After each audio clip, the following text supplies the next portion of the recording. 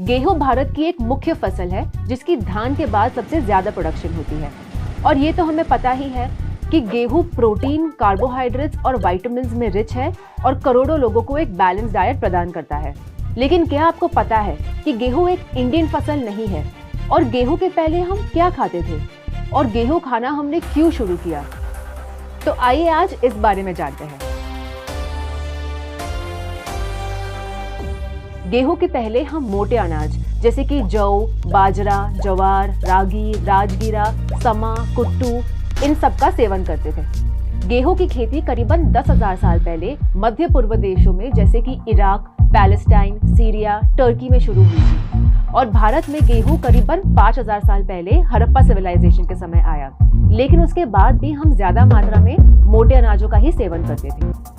अब कुछ हजार साल आगे आ जाते हैं और बात करते हैं उस समय की जब अंग्रेजों ने भारत पर कब्जा किया।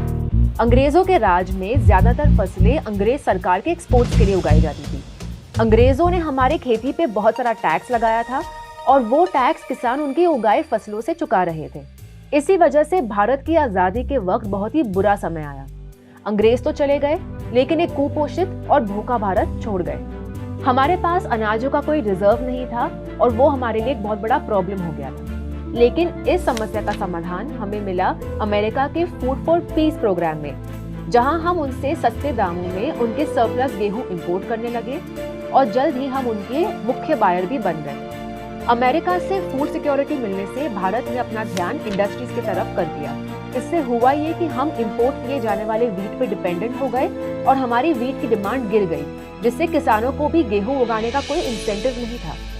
अब मुश्किल का समय आया जब 1965 में इंडिया पाकिस्तान वॉर के समय हम अमेरिका से आने वाले गेहूं को वॉर में इस्तेमाल करने लगे।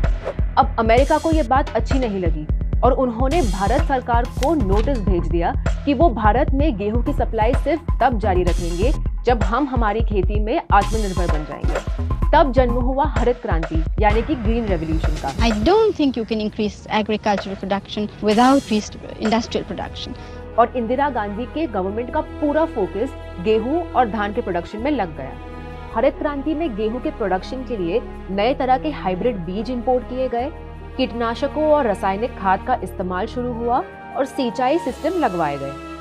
हरित क्रांति के चलते 1970 के दशक तक भारत आत्मनिर्भर तो बना ही, साथ ही गेहूं का उत्पादन बढ़ गया और इससे गेहूं अब सब्सिडाइज रेट पर बिकने लगे और किसानों की इनकम भी बढ़ गई।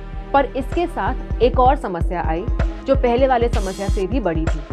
हरित क्रांति जिसमें रासायनिक खाद का इस्तेमाल हो रहा था, उसमें गेहूं के उत्पादन के लिए 10 गुना ज्यादा पानी का उपयोग होने लगा।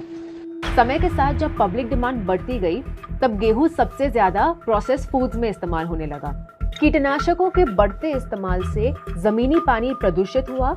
जो बैक्टीरिया मिट्टी के ग्रोथ के लिए जरूरी थे वो खत्म होने लगे। मिट्टी की क्वालिटी डिग्रेड हुई और सबसे बुरा तो ये हुआ कि गेहूं की न्यूट्रिएंट वैल्यू कम होती गई।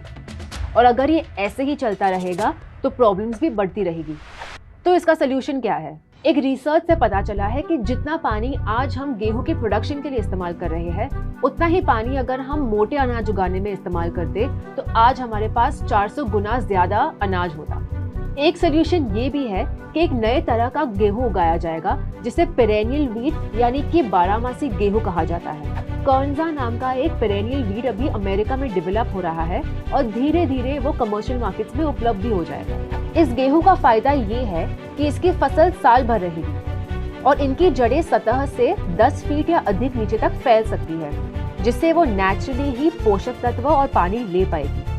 कॉर्नजा की उपज क्षमता भी ज्यादा होगी और उनसे ज्यादा बीज भी उपलब्ध कर पाएंगे। जहां हरित क्रांति ने बुरे समय में भारत को भूखा मरने से बचाया था, आज उसके निरंतर इस्तेमाल की वजह से हम नई चुनौतियों का सामना कर रहे हैं। तो क्यों ना हम मोटे अनाजों को फिर से हमारी डाइट में ले आए। मोटे अनाज पोषक तत्वों से भरपूर होते हैं, भारतीय जमीन और मौसम के लिए उचित भी है और हमारे किसानों के लिए ज्यादा फायदेमंद।